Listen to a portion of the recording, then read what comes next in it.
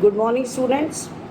We have been revising Flamingo once again, and I hope you must be learning all the question answers. Students, don't take it for granted.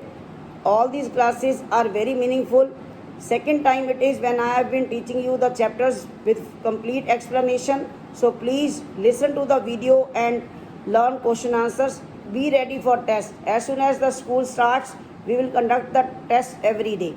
So today in the same series I am going to start chapter 5, indigo. Indigo means blue color, but here in this chapter indigo is the name of a crop, a commercial crop, and this story took place in Champaran, a district in Bihar. The writer is Louis Fisher.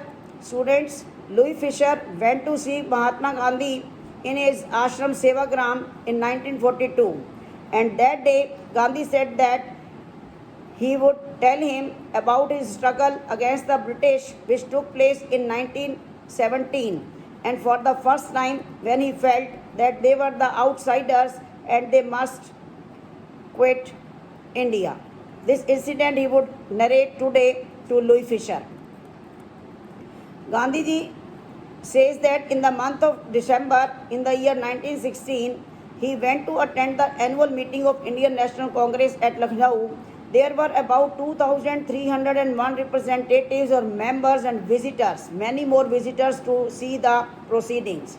Gandhi described that a small farmer named Rajkumar Shukla came to him, who was poor and thin like the other Indian peasants. He requested Gandhi to visit Champaran, a place in the foothills of the Himalayas mountain range near the kingdom of Nepal. He told that he was a sharecropper, and a sharecropper is a farmer who gives a part of the crop as rent to the owner of that piece of land that he cultivates. He told him that because of an old agreement, many of the peasants in Champaran were sharecroppers. He had come to meet Gandhi on someone's suggestion, as he was determined to find a solution for the sharecroppers who were facing hardships due to this agreement. He sought Gandhi's help.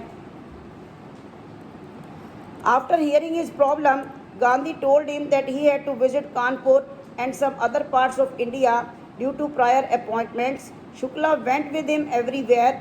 After this, Gandhi returned to his ashram near Ahmedabad.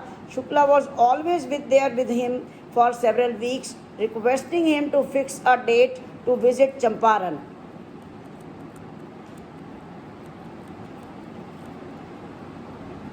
Impressed by the sharecropper's tenacity and story, Gandhi said he had to be in Calcutta on such a date. Come and meet him and take him from there.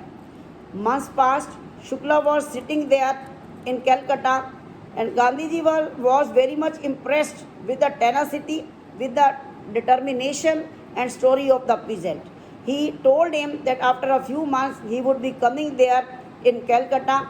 Shukla would meet him there, and from there he would accompany him to his district Champaran.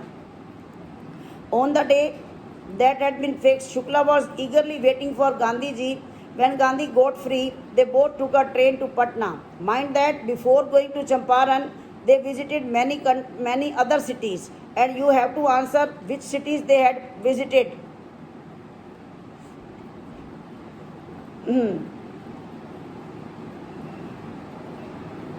Then they boarded a train and went to Patna. First of all, before going to this Champaran, then they went to the house of a lawyer named Dr. Rajendra Prasad, who later became the President of India. When they reached there, Dr. Rajendra Prasad was not at home, but the servants who identified Shukla as a yeoman, as a sharecropper, they allowed both of them to stay on the ground because they knew Shukla very well, and they all knew that Shukla used to assist their master in helping indigo sharecroppers. They did not allow Gandhi to draw water from their well, as they took him to be an untouchable and did not want to pollute the entire water source.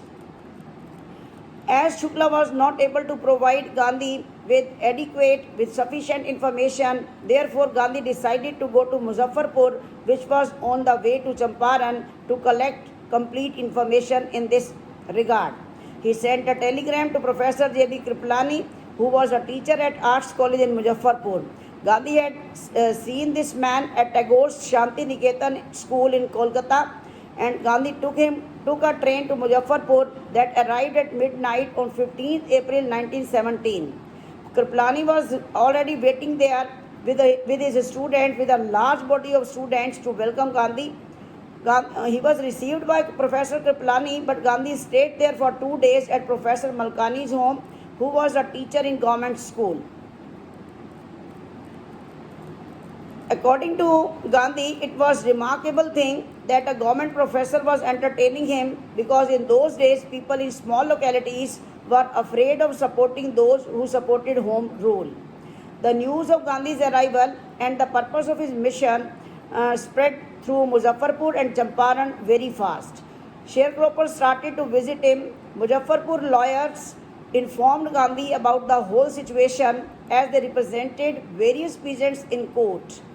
They explained to him about their cases, the status of case, and the fee that they were charging from these poor sharecroppers.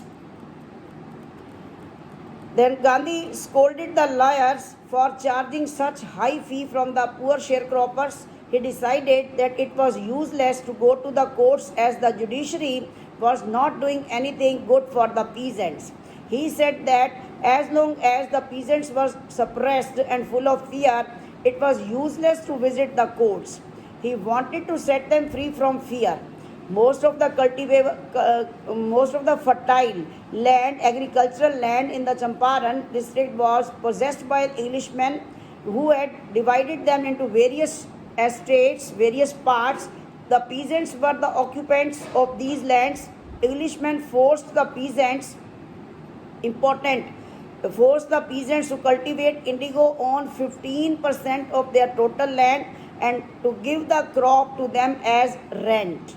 All this was done through a long-term agreement. While all this was going on, the landlords came to know about the chemical indigo being prepared in Germany. It was synthetic indigo, artificial indigo, and obviously it was very cheap in cost, not much expensive. It was a blue colored dye made with chemicals. They started demanding money from the poor peasants in order to cancel their agreements, as they no longer required the indigo plantations. The sharecropping system was very annoying, very troublesome, so many of the peasants paid for the cancellation of the agreements. But as the news about synthetic indigo spread and reached the uneducated peasants as well, they started demanding their money back. And what happened? At this point, Gandhi arrived Champaran. He decided to gather the facts. For this, students, here starts the role of Gandhi in indigo, the role of Gandhi in Champaran episode. For this, he visited the Secretary of British Landlords Association. First of all, the secretary did not answer him because he could not give any information to an outsider. After this, secondly, what did he do? He went to the commissioner of Tirhat division. Champaran district was under this Tirhat division. The commissioner not only threatened Gandhi but also suggested him to leave Tirhat immediately. Though Gandhi was threatened by commissioner, he did not leave the place. He then went to Motihari, which was the capital of Champaran. He was joined by several other lawyers. When they reached the station, they were welcomed by a large number of people. He then went to a house which was later converted into his headquarters. He started his inquiry into this matter. Gandhi decided to visit a nearby village when he came to know about an incident of ill treatment with a peasant. He was on his way on an elephant's back when the superintendent's messenger stopped him and ordered him to return to town. Gandhi followed him and the messenger took him back to his home in his own carriage. He was then served a notice which ordered him to quit his movement and went back. Gandhi received the notice and signed a receipt on which he wrote that he would not obey the order. As a result, what happened? As a result, Gandhi got summons to appear in court next day. Gandhi was not able to sleep the whole night. He telegraphed Dr. Rajendra Prasad and asked him to come to Bihar and get some powerful people alone, influential people alone.